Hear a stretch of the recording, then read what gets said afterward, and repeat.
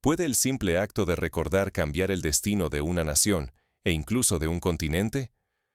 Imagina por un momento que la memoria no es solo un archivo del pasado, sino una fuerza capaz de reescribir el presente y abrir caminos hacia el futuro.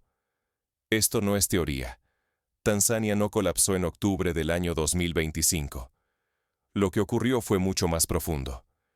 El país recalibró su conciencia, eligió escuchar las voces que el silencio había enterrado, y se atrevió a sentir, a recordar, a estar vivo. Por primera vez en generaciones, África dejó de pedir permiso para ser libre. Ese octubre marcó el inicio de una revuelta silenciosa, en la que la memoria colectiva se transformó en un acto de resistencia. Pero ¿qué fue lo que desató semejante despertar? No fue un golpe militar ni una elección polémica. Todo cambió cuando aparecieron cartas olvidadas bajo la tierra roja de Burkina Faso. 200 cartas, escritas por soldados africanos en guerras ajenas, nunca leídas por sus familias, nunca reconocidas por quienes dictaron sus destinos. El redescubrimiento de esas cartas fue como abrir una ventana que llevaba décadas cerrada. Cada palabra escrita a mano era una semilla de verdad que la historia oficial se había empeñado en enterrar. Durante años, se nos hizo creer que la memoria era neutral, simplemente un registro pasivo de lo que sucedió. Pero la verdad es otra. La memoria puede ser colonizada, manipulada para servir a otros intereses, o puede ser liberada, como ocurrió cuando esas voces volvieron a resonar en la conciencia africana. Esto va mucho más allá de la arqueología o la historia. Está en juego nuestra voz. Si elegimos olvidar, perdemos el derecho a contar nuestra propia historia. Dejamos que otros decidan qué merece ser recordado y qué debe permanecer en las sombras. Y esa renuncia, aunque silenciosa, es también una forma de perder nuestra libertad, nuestra dignidad y nuestro futuro. Vamos a descubrir cómo unas viejas cartas lograron lo que la política, hasta ahora, no: despertar la memoria colectiva africana y, con ello, iniciar un movimiento con el poder de transformar el destino de todo un continente. Prepárate para adentrarte en la historia detrás de esas cartas. ¿Quiénes las escribieron? ¿Por qué fueron enterradas? ¿Y cómo su hallazgo sacudió la conciencia de millones? Lo que comenzó como un hallazgo accidental, pronto se convirtió en un fenómeno imposible de ignorar. Todo comenzó con el sonido de una pala tocando madera olvidada bajo la tierra roja de Burkina Faso. No fue una explosión, ni un grito de victoria, sino el eco suave del pasado que se negaba a quedar enterrado. Bajo lo que fue un antiguo puesto militar francés, un grupo de jóvenes arqueólogos descubrió, casi por azar, un cofre de madera sellado, pequeño y cubierto por décadas de silencio y polvo colonial. Dentro del cofre encontraron algo más pesado que el hierro: memoria pura. 200 cartas, escritas a mano por soldados africanos durante la Segunda Guerra Mundial y la Guerra de Argelia, todas destinadas a sus familias. Ninguna de esas palabras cruzó el océano, ni una sola llegó a las manos de madres, esposas o hijos que esperaron noticias que nunca llegaron. Cada carta era un testamento de amor y desarraigo, de miedo y esperanza. Soldados que lucharon bajo una bandera extranjera, que ofrecieron su juventud y su vida por victorias que nunca les pertenecieron. Durante generaciones, la historia oficial los transformó en cifras, borrando sus nombres y sus deseos de regresar a casa. Cuando la noticia llegó a oídos del presidente Ibrahim Traoré, no convocó cámaras ni discursos. Solo, al caer la tarde, se sentó en aquel campo árido y durante toda la noche leyó las 200 cartas una por una. Al amanecer tomó una decisión que cambiaría la forma en que África mira su propio pasado. Si ayer temieron estas palabras, hoy el mundo debe escucharlas. Una semana después, todas las cartas fueron publicadas en línea. El impacto fue inmediato. En cuestión de horas, millones de personas en África y su diáspora leyeron, compartieron y lloraron esas voces recuperadas. Por primera vez, el continente no suplicaba reconocimiento, exigía memoria. Y en cada pantalla, en cada casa, el eco de esas cartas comenzó a sanar heridas invisibles y a reconstruir vínculos familiares y nacionales que la historia quiso borrar. La dignidad de toda una generación y el derecho de África a contar su verdad dependía de que estos recuerdos no se perdieran otra vez. Porque cuando la memoria se recupera y se comparte, la herida deja de ser solo dolor. Se transforma en posibilidad. Pero, ¿por qué estas cartas desataron una reacción tan profunda tanto en África como en Europa? Lo que revelaron sus palabras conmocionó a millones y obligó a 2 continentes a mirarse al espejo. Durante 80 años, el silencio fue la mayor herida del colonialismo. No fue solo el robo de recursos o la imposición de fronteras. Fue el olvido, la amputación deliberada de la memoria africana. En ese vacío, generaciones enteras aprendieron a desconfiar de sus propios recuerdos, como si la historia solo pudiera escribirse fuera de su tierra. Pero las cartas, 200 voces guardadas en cofres de madera bajo la tierra de Burkina Faso, empezaron a hablar. En sus páginas hay dolor, relatos de trincheras heladas, insultos racistas que se repiten más que las balas, nombres olvidados en listas de bajas. Sin embargo, también hay esperanza, promesas de volver, sueños de libertad y el deseo obstinado de ser recordados por algo más que por la guerra. Cuando estas cartas se publicaron en línea, Francia sintió el temblor. El gobierno respondió con frialdad, limitándose a declarar verificaciones de autenticidad. Pero la sociedad civil reaccionó con una ola inesperada de empatía. Estudiantes universitarios, familias y voluntarios se organizaron espontáneamente para traducir y archivar cada documento. En pocas semanas, miles de ciudadanos descargaron los textos y buscaron a los descendientes de aquellos soldados. Era la primera vez que el público francés miraba de frente una herida que nunca fue solo africana. Mientras tanto, en Burkina Faso, la decisión fue aún más radical.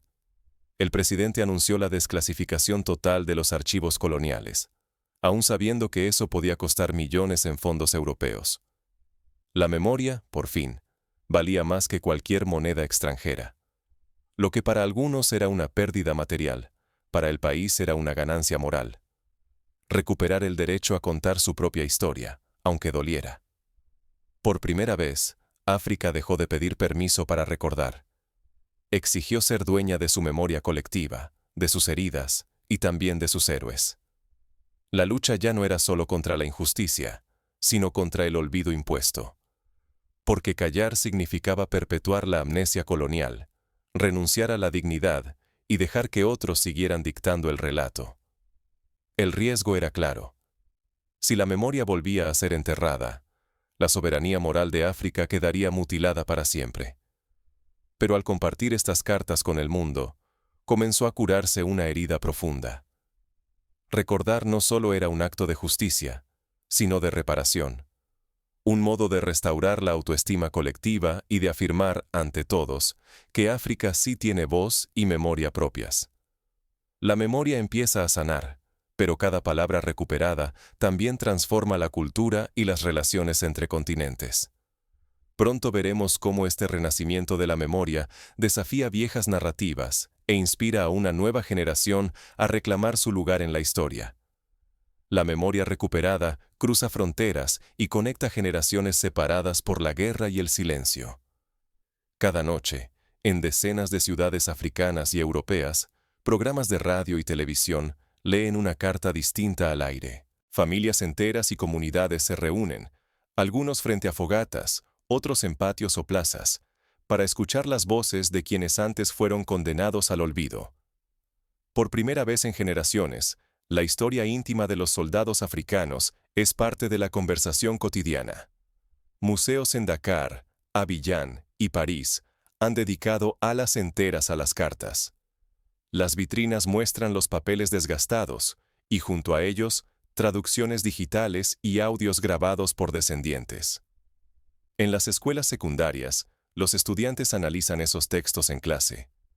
Las cartas se han integrado formalmente a los currículos tanto en África como en Francia. Ahora, los adolescentes discuten no solo fechas y batallas, sino también los sueños, miedos y despedidas escritas a mano por sus propios ancestros. El impacto va más allá del aula. Universidades africanas y francesas Han creado becas especiales para jóvenes descendientes de los regimientos coloniales, buscando que investiguen y narren la historia de sus familias. Plataformas de streaming, antes indiferentes a estos relatos, anuncian inversiones millonarias en series documentales y películas basadas en las cartas, convencidas de que el mundo quiere oír estas voces recién desenterradas. Veteranos africanos, que durante décadas vivieron en el anonimato, ahora son invitados de honor en actos públicos. Algunos marchan junto a nietos en los desfiles del Día de la Victoria. Otros son recibidos en las embajadas francesas, donde se reconocen lazos familiares y de gratitud que habían sido ignorados por generaciones. En Francia, muchas familias descubren que llevan sangre africana o que deben su existencia a aquel soldado cuyo nombre figuraba en una carta antigua. Pero, quizás lo más transformador, es la decisión colectiva de priorizar la restauración y la reconciliación sobre la revancha.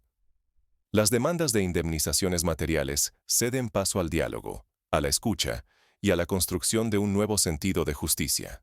El dolor, compartido y reconocido, se convierte en un puente, no en una trinchera. Esta apertura genera un riesgo.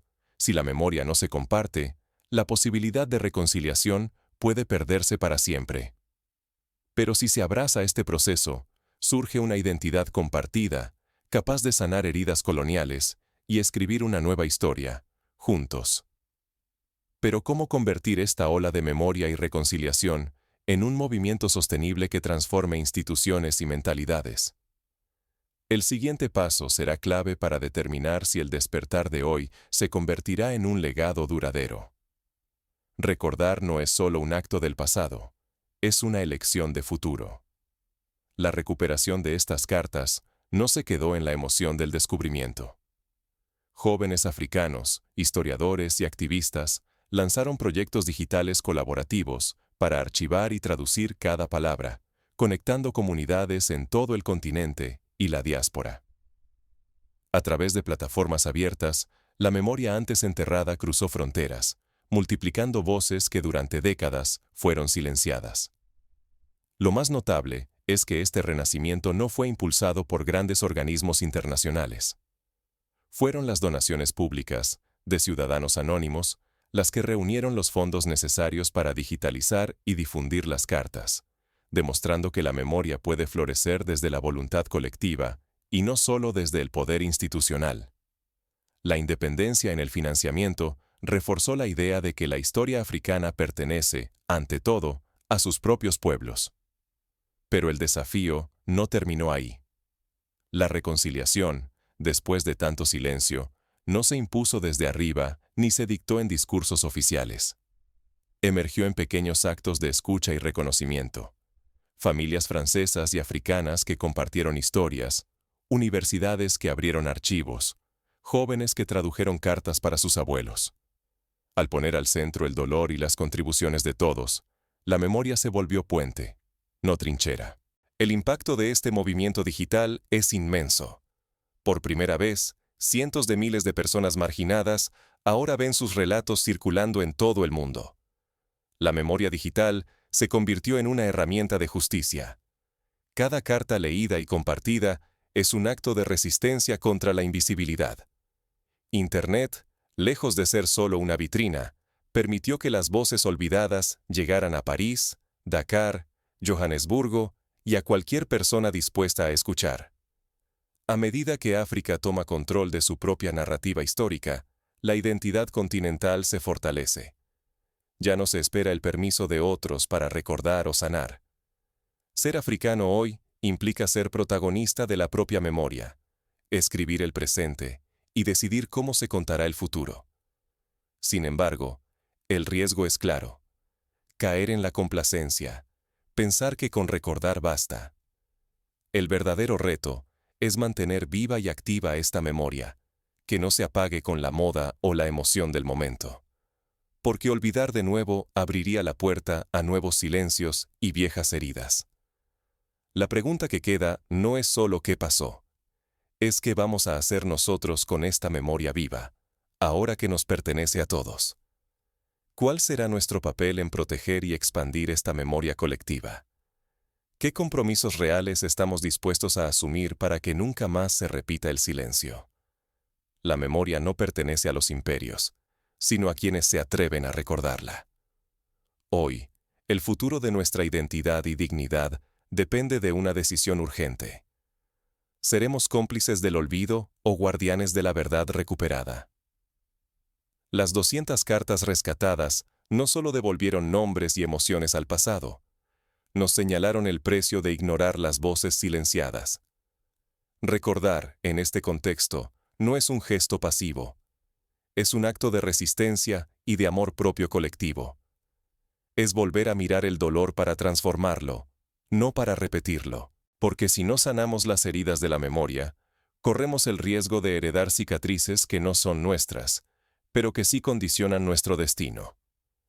El movimiento de memoria y reconciliación que nació con aquellas cartas no tiene dueños ni fronteras. Es la promesa de que cada historia importa, y de que la dignidad nunca debe depender del permiso ajeno. Hoy, gracias a la tecnología, ninguna carta tiene que dormir 80 años en el silencio. Cada testimonio encontrado y compartido renueva la posibilidad de sanar familias, barrios y naciones enteras. Pero esta victoria frágil también es un desafío. Lo que hagamos con esta memoria, ahora que es nuestra, determinará cómo nos ven y cómo nos vemos. El mundo observa, y África ya no espera instrucciones. Elegimos recordar porque sólo así podemos imaginar un futuro distinto, y tal vez, más justo. La verdadera revolución no sucede solo en la calle, sino en la mente y el corazón de quienes se niegan a olvidar. Si hoy tienes la oportunidad de leer, compartir o traducir una de esas cartas, estás participando en el renacimiento de una voz continental, de una dignidad que se niega a ser borrada otra vez. La historia ya no es un eco lejano, es una invitación a actuar. ¿Qué harás tú ahora que sabes que la memoria puede liberarse y cambiarlo todo?